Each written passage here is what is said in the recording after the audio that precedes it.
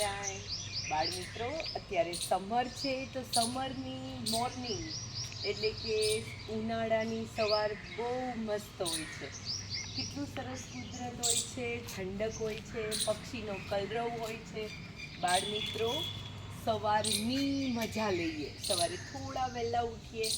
તમને બધાને ખબર છે અત્યારે તો નગરપાલિકાનું અહીંયા જે ટાગોર બાગ છે ત્યાં પણ મસ્ત એક્સરસાઇઝના બધા સાધનો છે. સાથે સાથે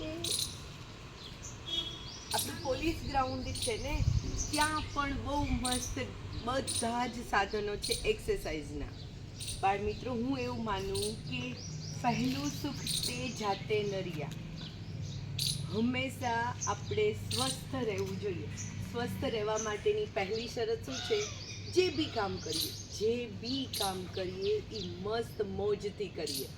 અને બીજી વાત એ છે કે આપણે આપણા સ્વાસ્થ્ય માટે હેપી મોડમાં રહીએ, થોડી એક્સરસાઇઝ કરીએ અને આપણું જે બી કામ છે એને પ્રોપરલી દિલથી કરીએ.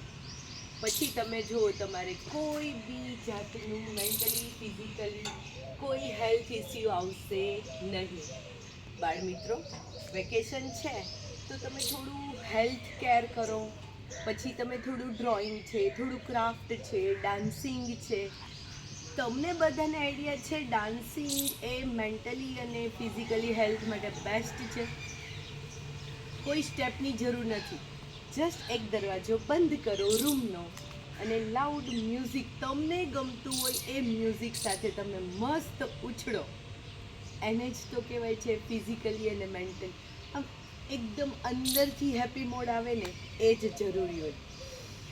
મમ્મી અહીંયા જવા દે ને, મમ્મી આમ કરવા દે ને, મમ્મી કંટાળો આવે છે. એ ભાઈ, શેનો કંટાળો આવે છે?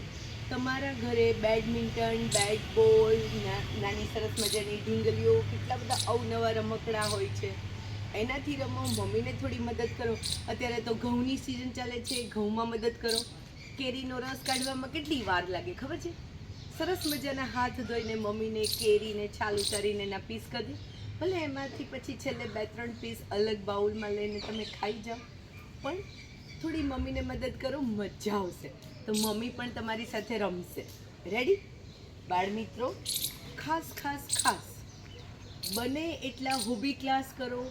એટલીસ્ટ કંઈ નહીં તો કમ્પ્યુટર ક્લાસ કરો, જેનાથી તમારી બ્રેઇન છે ને એ એક્ટિવ રહે અને મોજ કરીએ. રેડી? જય સ્વામિનારાયણ.